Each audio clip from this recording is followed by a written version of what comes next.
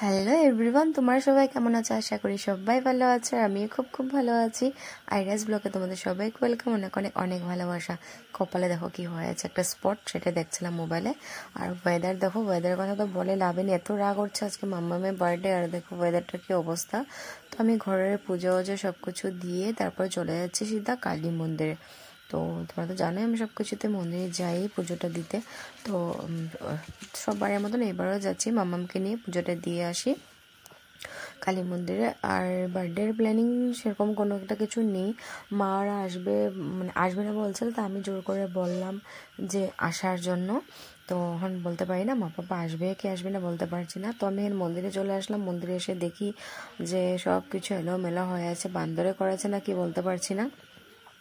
তো আমি সব কিছু পাকা টাকাগুলো মুছে বাসি ফুলগুলো ফালিয়ে তো আমি সুন্দর করে আবার মানে আজকে নতুন করে ফুল দিয়ে থালা গ্লাস টালসগুলি ধুয়ে পরিষ্কার করে নিলাম। আর যেহেতু দেখো দুই হনু আমার সাথে এসেছে, সোনা আর মাম্মাম, তো ওদের উৎপাত তো আর বলে লাভেনি। আমি মানে কামটা কম করছি, ওদেরকে মানে হাল্লা বেশি করছি। আমার এই হয়, ওরা আমার সাথে থাকলে আমার মানে গলাটা না শোনা মানুষও শুনবে যে আমার গলা আছে বলে। তো যাই হোক, এখানে আমি মোটামুটি পরিষ্কার করা হয়ে গেছে। তো আমি এখন পুজোটা ফটাফট করে দিয়ে নিই। আর রৌদ্রটা মনে হচ্ছে উঠবে কি উঠবে না বলতে পারছি না, এখন পর্যন্ত তো রৌদ্র কোনো কিছু দেখছি না। তো এখানে আমি ওদেরকেও দিয়ে নিলাম, বললাম ফটাফট পূজা করে নে। তো সোনু আর মামামকে ধূপকাঠি মোমবাতি দিয়ে দিলাম, বললাম এখানে জ্বলিয়ে নে, কারণ সোনু আমার সাথে এসেছে স্নান করে পূজা দেবে, বললো বনুর বার্থডেও আসবে পুজো দিতে। তো বললাম চল, আমরা এখানে সবাই মিলে দিয়ে দিলাম পুজো। আর এখন টাইমও মোটামুটি অনেকটাই হয়ে গেছে, কারণ ঘরে সব কাজকর্ম করে ঘরে পুজো টুজো দিয়ে আস্তে আস্তে অনেক টাইমে হয়ে গেছে। আর যে দেখো ওদের উৎপাত দেখো, বললাম না ওরা মানে দুজনের শান্তি নেই ওদের।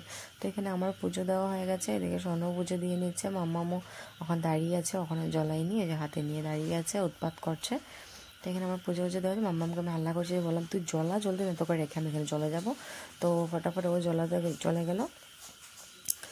তো এখানে আমাদের পুজো দেওয়া কমপ্লিট। এখন মানে যাব বাড়িতে।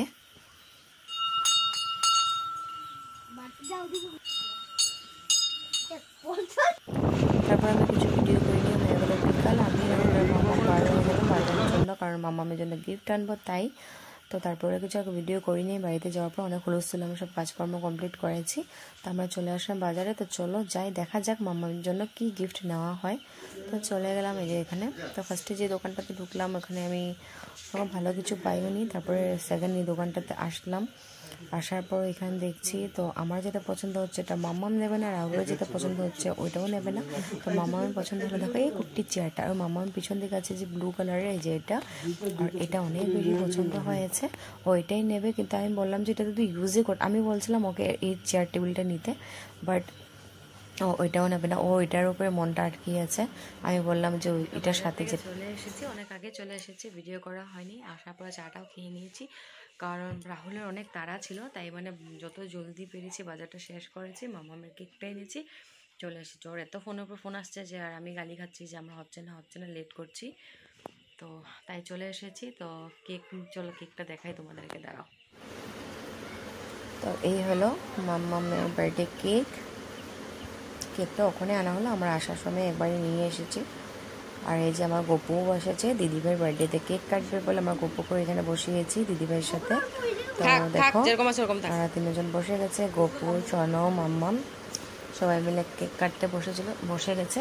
তো ফার্স্টে সবাই এখানে আশীর্বাদ দেওয়া হবে, আশীর্বাদ দেওয়ার পর মানে ধান দুব্বা দেওয়া হবে, ধান দুব্বা দেওয়ার পর কেক কাটা হবে।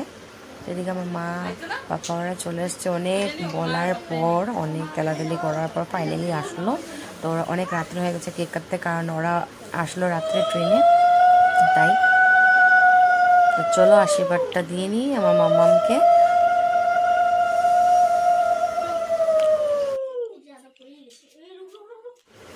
তোমরা সবাই আশীর্বাদ করবে আমার মাম্মামকে, যাতে ও সবসময় ভালো থাকে সুস্থ থাকে, এটা আমিও প্রে করি, আর তোমরাও যাতে প্রে করো যাতে আমার মাম্মাম সবসময় ভালো থাকে সুস্থ থাকে।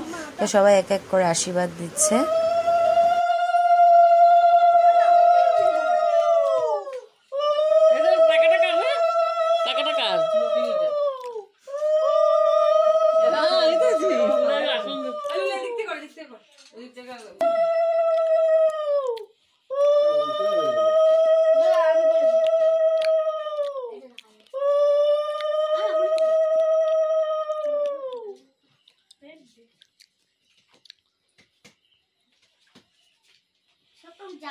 বাবু তো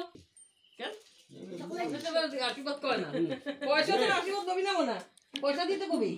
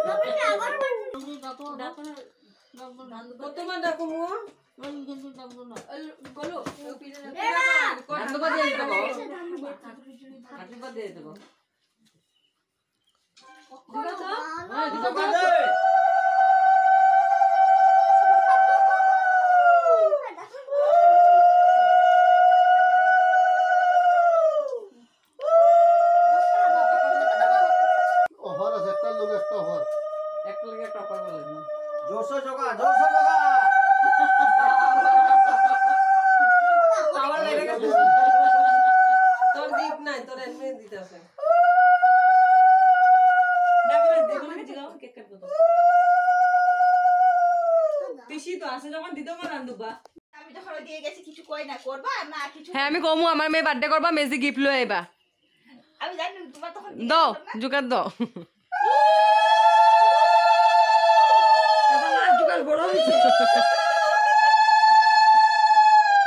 happy birthday to you happy birthday to you happy birthday dear mamma.